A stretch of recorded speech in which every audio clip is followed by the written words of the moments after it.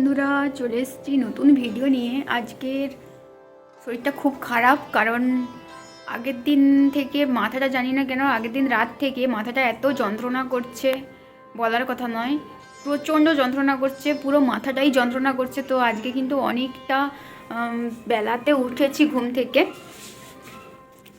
দেখতেই পাচ্ছেন যে কতটা পরিমাণ রোদ বেরিয়ে গেছে। তো এখন উঠেছি, আর তো এখন ভাবছি প্রচণ্ড রোদটা বেশ ভালো উঠেছে, তো তাই জন্য এই যে আমলকিটা শুকিয়েও গেছে প্রায়, কিন্তু এখন একটু রোদে দিয়ে দেব। প্রচণ্ড শরীরটা খারাপ, মাথা এত যন্ত্রণা করছে, মানে বলারই কথা নয়। দেখুন, আমলকিটা কিন্তু প্রায় শুকনো হয়ে গেছেও বলতে গেলে, একদম কুকুড়ে গেছে। তো এটাকে আর একটু রোদে দিয়ে দেবো। আমি এইখানে রোদে দিয়ে দিই। এত মাথা যন্ত্রণা মানে এর আগে কখনো হয়নি বলতে গেলে। আর আজকের কিছু করতেও ইচ্ছে নেই, মানে রান্না করতে ইচ্ছাই নেই। কিন্তু এই যে বলে না, কিছুই করার নেই, কে করবে বলুন, আমাকেই করতে হবে। কিন্তু জানি না কেন আজকের রান্না বান্না কিছু কাজ করতেই ইচ্ছা হচ্ছে না, ভালো লাগছে না, শরীরটা খুব খারাপ লাগছে। আর চোখ মুখ দেখেও আশা করি বুঝতে পারছেন যে চোখ টোকগুলো ঢুকে গেছে। প্রচণ্ড শরীর খারাপ, প্রচুর, মানে এখনও পর্যন্ত এই পোর্শনটা মাথা মানে যন্ত্রণা হয়েই যাচ্ছে কন্টিনিউ। তো কিন্তু বসে থাকলে তো চলবে না, রান্না তো করতেই হবে। আজকের প্রথম মনে হচ্ছে যে যদি পাশে মা থাকতো। এতদিন যাই হোক, মানে এমনি অলসতার কারণে অনেক সময় রান্না করতে ইচ্ছা হয়নি, কিন্তু তবুও পরে পরে করতে করতে ভালো লেগে যায়। কিন্তু আজকের মানে উঠতে পারছি না, দাঁড়াতে পারছি না। আমার শরীর প্রচণ্ড খারাপ করছে, চোখ দিয়ে দেখুন জল বেরোচ্ছে। তো আমি পাচ্ছি না। আজকের ভাবছি রান্না করব, একটুখানি ঘুমিয়ে যাব, এখন শুয়ে থাকবো একটু, তারপরে রান্না করতে যাব। প্রচণ্ড শরীর খারাপ লাগছে, আর কিছু ভালো লাগছে না।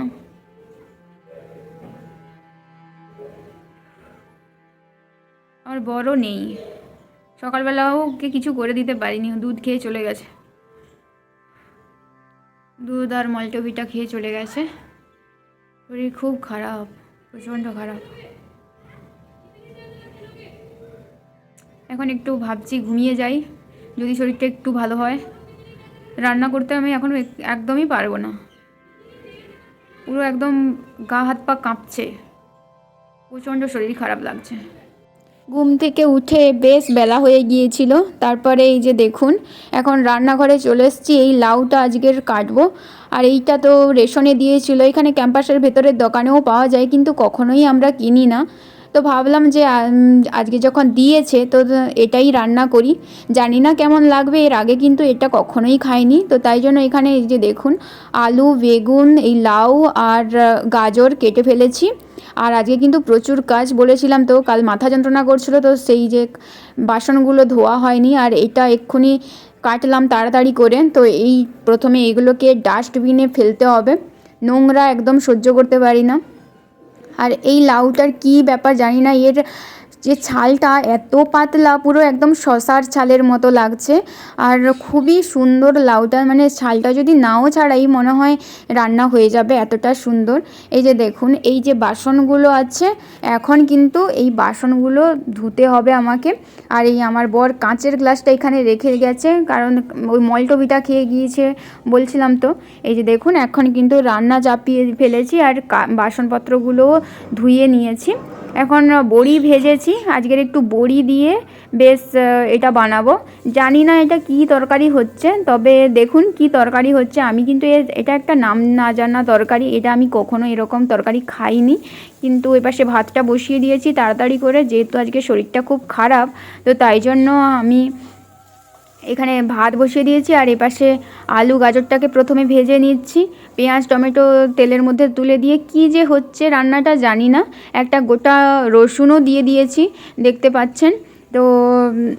এবার একটু হলুদ আর লবণ দিয়ে একটু বেশ ভালো করে মাখাবো, মানে কি বলছি সেটাও আমি বুঝতে পারছি না।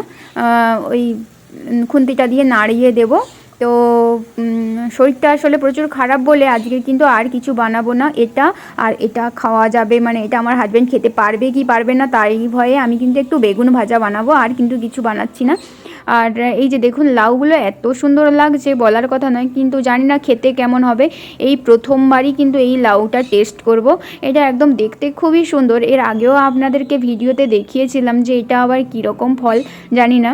তো এটা হচ্ছে লাউ কাদ্দু বলে এখানে, তো জানি না এটা কেমন হবে। এখানে বিভিন্ন রকমের লাউ পাওয়া যায়, কিন্তু মানে একটা লম্বা টাইপের লকি যেটাকে বলি সেটা পাওয়া যায়, আবার একটা একটু সবুজ কালার, মানে এখানে শশা যেরকম কালারের হয় একটু বেশি সবুজ কালার, তো সেই রকম টাইপের একটা লাউ পাওয়া যায়। একটা কমলা কালারের লাউটা তো আমাদের ঘরের পাশে পাওয়া যায়, তো সেটাও কিন্তু এখানে পাওয়া যায়, কিন্তু সেরকম বড় পাওয়া যায় না, ছোটো ছোটো পাওয়া যায়। আর এপাশে কিন্তু আমি আবার একটু সোয়াবিনও সেদ্ধ করতে বসিয়ে দিলাম, বলছি একটু সোয়াবিনও দিয়ে দেবো। মানে কি যে এটা একটা পাঁচমিশালি নবরত্ন তরকারি হচ্ছে মনে হয়, জানি না কি করছি নিজেই জানি না। তো সোয়াবিন একটু আমার হাজব্যান্ড কিনে আনছিল, তো সেটাই এখন ভিজিয়ে দিয়েছিলাম, তারপরে আবার চিবড়ে এটাকে ঠান্ডা হতে চিবড়ে এখনই দিয়ে দিচ্ছি। মানে আগে আমার মনে ছিল না যে সোয়াবিনটাকে ভাজবো, তো মনে না থাকার কারণে এখনই তুলে দিলাম। আর এরকম একটু নাড়াতে নাড়াতে যদি ভাজা হয়ে যায়, জানি না কি হচ্ছে কিছুই বুঝতে পারছি না। তো রান্না যেহেতু একদমই ইচ্ছা নেই, ইচ্ছা না থাকলে তো রান্না এরকমই হয়। আর বেগুনটাও কিন্তু এর আগে দিয়ে দিয়েছি, তো এখন দেখুন সুন্দরভাবে একটু ভাজতে দেবো। ভালোভাবে ভাজা হয়ে গেছে, দেখলাম যে সোয়াবিনগুলো থেকে জল টল একদম শুকিয়ে গেছে, তো তখনই বড়িটাও দিয়ে দিয়েছি। বড়িটা দিয়ে এখন একটু কিন্তু ভালোভাবে নাড়িয়ে নাড়িয়ে, আর এখন কিন্তু একটু জলও ঢেলে দিয়েছি। তো জলটা দিয়ে একটু ফুটতে দেবো। তারপরে এখন শীতকাল মানে তো ধনেপাতার খেল, তো তাই জন্য এখন ধনেপাতাও ছড়িয়ে দিয়েছি। আর এখন কিন্তু রান্নাটা কমপ্লিট হয়ে গেছে। পাতে দিই, পাতে দেবো। একটা কথা বলো, আজকে যে তরকারিটা রান্না করেছি এই তরকারির কোনো নাম নেই, এতে কি নেই, সমস্ত কিছু দেওয়া আছে। ভালোবাসাও আছে না, অল সবজি, বড়ি, সয়াবিন, অল সব দেওয়া আছে। দেখতে তো ভালোই লাগছে, খেতে জানি না কেমন হবে। খেতে কেমন লাগছে? এটার নাম অলরাউন্ডার তরকারি। ঠিকই বলেছো, খেতে সত্যি কেমন লাগছে বলো? ভালো, ভালো টেস্ট হয়েছে। Thank you. ভাবছিলাম তরকারিটা কি যে লাগবে ভগবান জানে, জানি না, কিন্তু তরকারিটা যথেষ্ট সুন্দর হয়েছে। না সত্যি ভালো হয়নি বলো? আমি সেটাই তো বলি, সত্যি সুন্দর হয়েছে, আর খাচ্ছি বেশ ভালোই লাগছে। লাউ বলে মনে হচ্ছে তোমার? লাউ দিয়েছি বলে মনে হচ্ছে? বলো। সত্যি এত সুন্দর লাগছে বলার কথা নয়, খুবই ভালো লাগছে। আমি আরো ভাবছি কি জানো, আজকে ভাবছিলাম যে একটা রেসিপি শেয়ার করব, যে ভাই এরকম রেসিপি কে খাবে। হ্যাঁ, কিন্তু এই রেসিপিটা শেয়ার করা উচিত ভাই। লাউ যারা পছন্দ করেনি তাদের জন্য আমি আবার একটা করব এরকম একদিন, কিন্তু এখন কালকের করলে কি আর ভালো লাগবে বলো? আজকের খেয়েছি যেটা সেটা কালকে করলে আর ভালো লাগবে না, একই জিনিস খেতে ভালো লাগে না। কয়েকদিন পরে করব আবার এই রেসিপিটাই শেয়ার করব, আবার একদিন করব, বানাবো। পরের ভিডিওতে আসবে না, পরের ভিডিও না, অনেকদিন বাদ হবে, কারণ কি করে হবে, এখন আবার গাজর কিনতে হবে, গাজর শেষ হয়ে গেছে।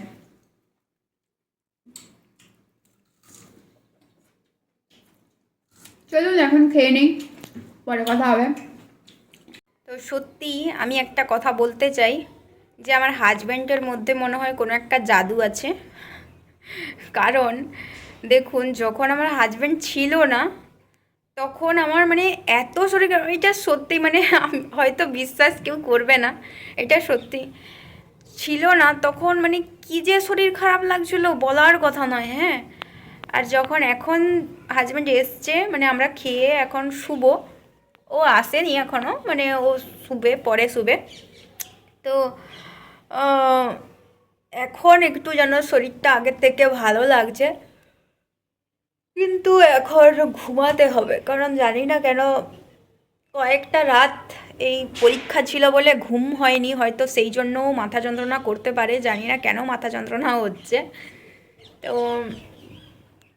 মাথা যন্ত্রণার সঙ্গে সঙ্গে চোখও এগুলো যন্ত্রণা করছে, কিন্তু আমার কোনো মাইগ্রেন নেই। মাইগ্রেনের হয় না, মাইগ্রেনের জন্য অনেক সময় চোখের যন্ত্রণা হয় বা কিছু। আমার ভগবানের কৃপাতে এখনো পর্যন্ত চোখটা ভালো আছে। দেখতে খারাপ চোখটা, ছোট ছোট, কিন্তু মানে আমার মনে হয়, আবার আমার চোখটাকেই অনেকে ভালো বলে, বলে আমার চোখে নাকি একটা মায়া আছে, অনেকেই বলে। যখন নতুন বিয়ে করে গিয়েছিলাম আমার বরের বাড়িতে, তখনও পর্যন্ত আম, একজন দুজন মতন কমেন্ট করেছিল এই কথাটা, যে আমার চোখে নাকি মায়া আছে। আর আমার বাবার বাড়ির লোকের তো সমস্ত কিছুই পছন্দ হয়ে যায়, যে আমার মেয়েই সবচেয়ে সুন্দর, আমার মেয়েই ভালো, আমার মেয়ের চুল ভালো, আমার মেয়ে দেখতে ভালো, আমার মেয়ে ওটা কোনো ব্যাপার না, ওটা মানে ওটা সঠিক নয় আমার মনে হয় যেটা, কারণ তারা সেটা ভালোবাসা থেকেই বলে। তবে আমার মা বাবা একটু আলাদা, কারণ আমার মা বাবা কখনোই কোথায় আমাদেরকে বলতে শুনিনি যে আমার মেয়ে ভালো। সবসময় বলে তুই খারাপ, তুই খারাপ, সব থেকে তুই খারাপ। আর সে পড়াশোনায় যদি হয়তো কারোর থেকে আবৃত্তি ভালো করছি, তখনও বলবে তোরটা ভালো হয়নি, তারটা ভালো হয়েছে। ছবি আঁকা হয়তো তার থেকে আমি হয়তো ভালো এঁকেছি, বলবে না তোরটা ভালো হয়নি, তারটা আরও অনেক তোর থেকে ভালো হয়েছে। গান আমি হয়তো ভালো করেছি তার থেকে, তখনও বলবে তোরটা ভালো হয়নি, তারটা ভালো হয়েছে।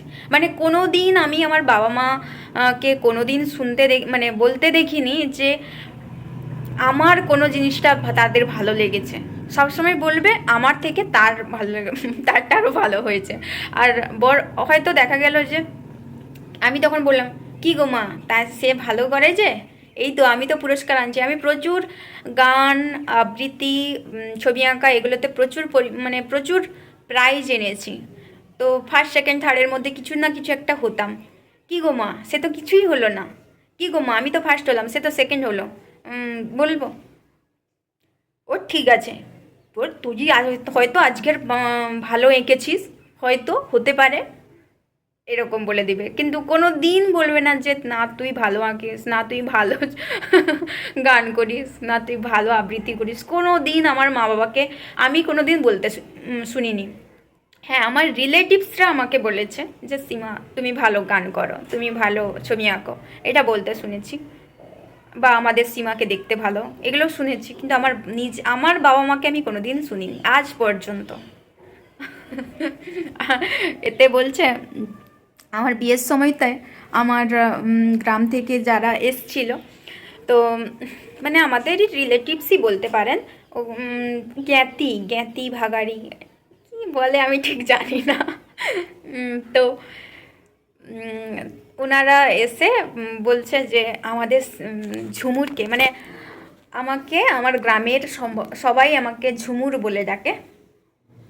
তো বলছে আমাদের ঝুমুরকে পুরা লক্ষ্মী ঠাকুরের মতো দেখতে লাগছে বিয়ের সাজে, মানে আমাকে শাড়ি টাড়ি পরে, কখনো তো শাড়ি পরে দেখেইনি আমাদের গ্রামের লোক আমাকে।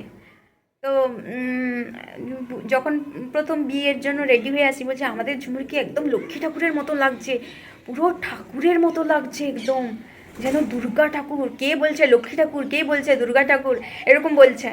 আমার মাকে বলছি কি গো মা, এত যে হয়েছে ভালো যে বলছে, ও কিছু জানেনি ওই জন্য বলছে, ভাল লাগেনি তোকে। তারপরে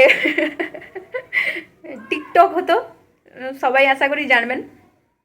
টিকটকে তখন আমার মানে নতুন, হয়তো আমি 1 মাসও হয়নি, 1 মাসের মধ্যে আমার ফলোয়ার্স হয়ে গিয়েছিল 32,000, 32K ছিল, 33K এরকম ছিল 1 মাসের মধ্যে। আর তারপরেই টিকটকটা অফ হয়ে গেল, মানে আমি যখন জাস্ট স্টার্ট করলাম তারপরেই অফ হয়ে গেল। তো তখন মা জানো আমাকে 32,000 ছেলে মেয়ে ফলো করে। কে করে, তাদের তো চোখ খারাপ নিশ্চয়ই, এই জন্য তোকে ফলো করে।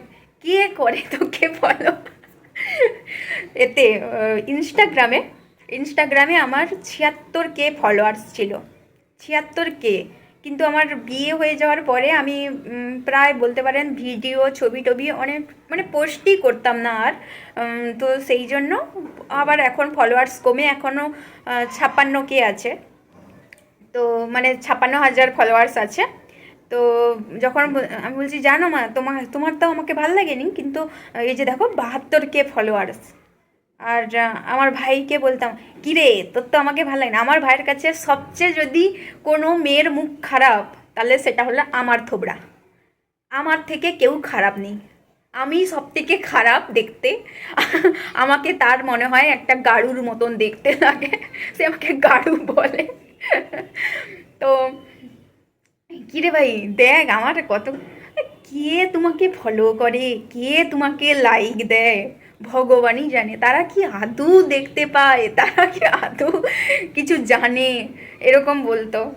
তো এর জন্য আমি বলছি যে বাড়ির লোকের কাছে আমি আজ পর্যন্ত কোনো দিন মানে দেখতে ভালো নয়, ছবি আঁকাতে ভালো নয়, কিন্তু হ্যাঁ বাড়ির লোকের পাশে একটা জিনিস ভালো, যে সবাই বলে যে আমাদের সীমা খুব সত্যবাদী। এইটা বলে আমি মানে 10টা বাচ্চাকে দাঁড় করিয়ে রাখবেন আর রেখে যদি বলে এইটা, সবাই হয়তো বলছে যে এইটা, আর আমি যদি বলছি না এইটা মা এইটা, তাহলে মা কিন্তু আমাকেই বিশ্বাস করে। মা হোক, বাবা হোক, ভাই হোক, এটাই। আর ছাড়া ও দেখতে ভালো, ছবি আঁকায় ভালো, গানে ভালো, নাচে ভালো, নাচ আমি জানি না, নাচে আমি একদম সবচেয়ে খারাপ, কারণ নাচ আমি শিখিনি আর জানিও না, করতেও জানি না। আর সবে খারাপ, ছবি আঁকায় টাকায় সবে খারাপ, রান্না বান্না কাজ কর্মে সবে খারাপ। কিন্তু এখন ইদানিং বলে যে এটা ভালো, হ্যাঁ রান্না কিছু করে দিলে তখন আমার বাবা মা বলবে ভালো লাগছে, খুব ভালো লাগছে, খুব ভালো, তখন বলবে। আর আর সবে খারাপ। তো বাবা মার পাশে এগুলোই হয়তো ভালোবাসা, যে বাবা মা কখনো নিজের ছেলে মেয়েকে ভালো বলে না। এটা প্রায় ঘরের বাবা মা। কিন্তু আমার অনেক বন্ধু বান্ধবী আছে, বাবা রে তার মেয়ে দোষ করছে, সে অথচ বলবে তোমার মেয়ে দোষ করছে। তার ভাই হয়তো কিছু করে ফেলছে, খেলনা ফেলনা ভেঙে দিচ্ছে, আমার ভাইয়ের নামে চেপে দিবে যে আমার ভাই করছে। মানে কীরকম অবস্থা দেখুন। তারা কিন্তু সবসময় নিজেদের এতে করে। আমার মনে হয় এরকম করা উচিত নয়। আমার যেটা মনে হয়, আমার মনে হয় আমার মানে আমার দোষ না থাকলেও কখনো কখনো মা আমাকেই মেরে ফেলছে, মানে মারছে। যে আমার থেকে বেশি আমার ভাই মার খেয়েছে, কারণ আমি না খুব শান্তশিষ্ট একটা মেয়ে, আমি দুষ্টামিই করি না, কিন্তু আমার ভাই প্রচুর দুষ্টু। তো সেই কারণে আমার ভাই মানে শুধু খালি দুষ্টামি করবে। হয়তো একজন ছিল, আমি নাম বলবো না, একজন ছিল যে তার ভাইয়ের সঙ্গে খেলতো, হয়তো ও দুষ্টু সেও দুষ্টু, হয়তো দুজন মিলে ভেঙেছে জিনিসটা, কিন্তু নাম হয়ে যাবে আমার ভাই ভেঙেছে। আর মা দিল আমার ভাইকে ঢিপ ঢিপ ঢিপ ঢিপ করে দিল। ভাই এবার আমার পাশে এসে বলল যে এরকম, জানো তো দিদি আমি কিছু করিনি এরকম। আরে আমি তো জানি, কিন্তু কিছু করার নেই। ভাড়া ঘরে বড় হলে না এই সমস্যাগুলো হয় অবশ্যই। যারা ভাড়া ঘরে বড় হয় তারা অবশ্যই জানবেন। তো চলুন এখন ঘুমিয়ে যাই। আজকের ভিডিও এখানেই শেষ করে দিচ্ছি, আর আমি ভিডিও বানাচ্ছি না, কারণ আজকের খুব বোরিং লাগছে, ভালো লাগছে না আজকের। দেখা হচ্ছে কালকের ভিডিওতে। টাটা।